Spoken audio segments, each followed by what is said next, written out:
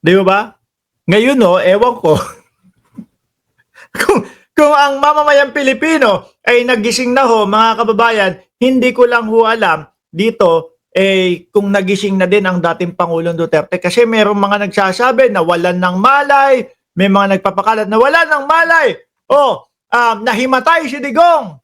Ganyan. Di ba? Ewan ko lang ho kung nagising na ang dating Pangulong Duterte. At ang ine-ebas yata dito ni Robin Padilla ay dahil daw po doon sa pagkakapasyal ng dating senador na si Trillanes doon sa ICC.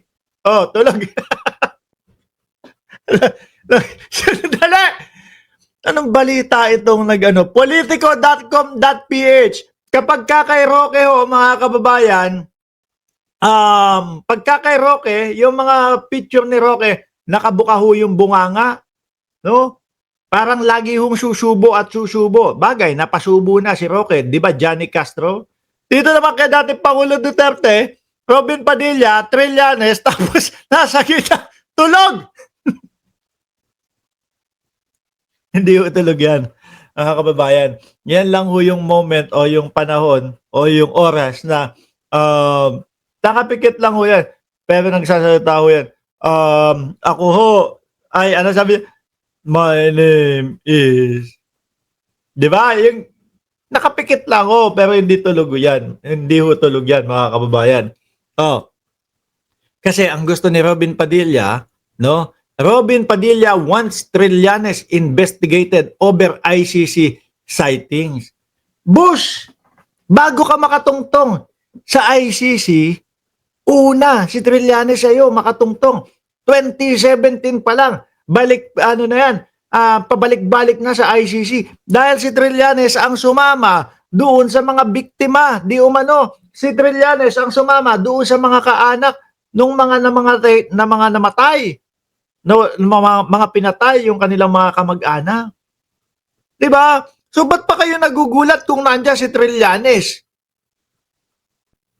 Sabi ni John Gutierrez, John G, huwag niyong kalimutan na drug addict si Robin kaya lahat ng droga ay libre galing sa mga Duterte. Sabi ni Sir John Gutierrez. Sabi ni Elena Garcia, sa history ng Pilipinas wala pang ginawang pure Chinese political advisor ang mga past president bago pa maging panggulo si Duterte noong 2016. Only Duterte administration, Michael Yang. Nakakalimutan yata ni Boss Binoy na dati papabalik-balik niya si dating Senador Trillanes sa ICC. Kasama nga 'di ba dati si Alejandro pa kasama.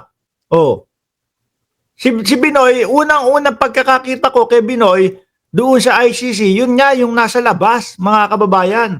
Nasa labas ng ICC, bit-bit yung bag ni Vice Presidente, nakaganon no. Tapos nung medyo siya lang yata yung bumisita noon, tapos siguro siya lang ang bumisita, walang bag na mabitbit. Karton naman po yung binitbit kung saan nilalagay. Kakape daw sila ni dating Pangulo Duterte. Kape tayo! Nandun yung karton. Diba? Yun. Pero kung sisitahin niya si Trillanes, bakit nando sa ICC? Aba, wala namang batas na nagbabawal na bumisita si dating Senador Trillanes doon sa ICC. Siguro iniisip niya, kaya hinimatay eh. Sino ba nagpakalat nung hinimatay?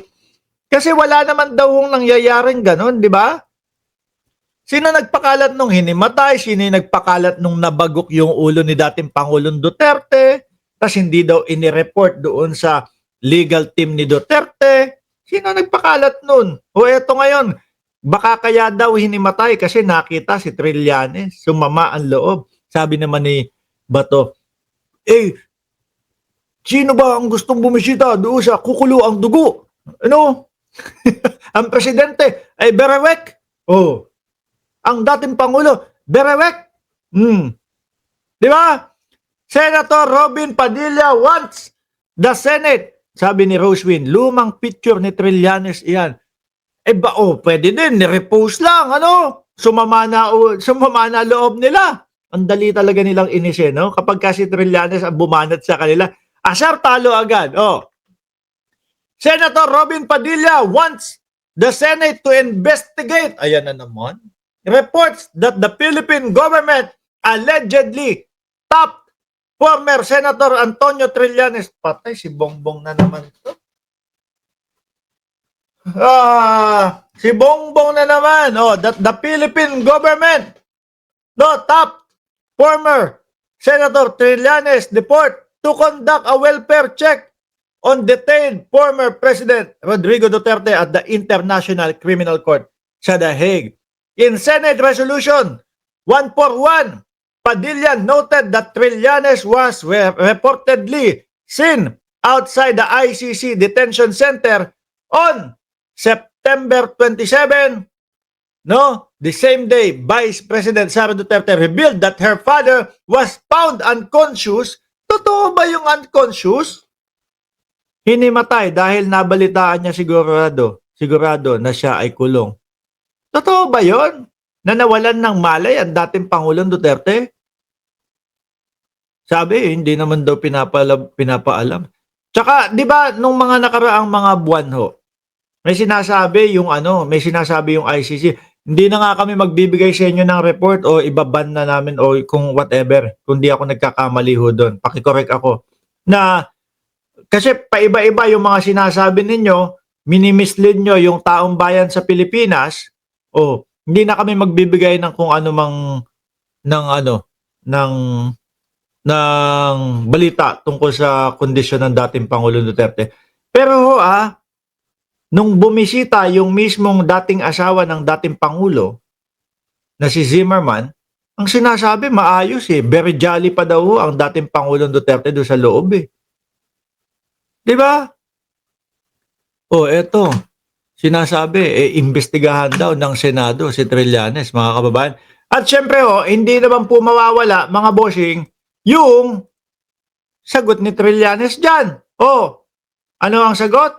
Ayan nagpahayag.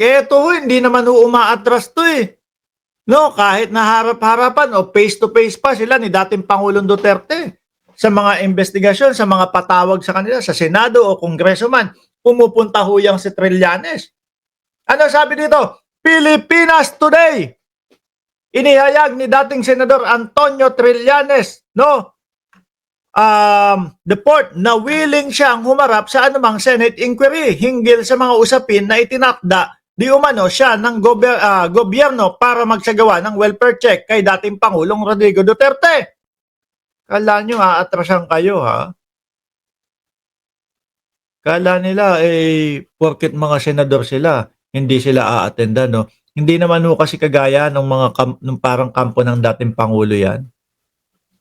Yung si Trillanes, pag sinabi mo, may patawag kayo dito, ganyan, hinaharap po yan. Kahit na alam niya na may kulong nakakaharapin siya, hinaharap po niyan. Diba? Hindi natatakot yan. Diba, Sir Tony Ninobla, handa si Trillanes na harapin siya sa Senado. Si Boysi, mahirap yan, kung silang dalawa, one-on-one. One-on-one debate, Robin Padilla versus Trillanes. Baka mapabasa. Baka mapabasa itong si Robin Padilla ng isang libro na English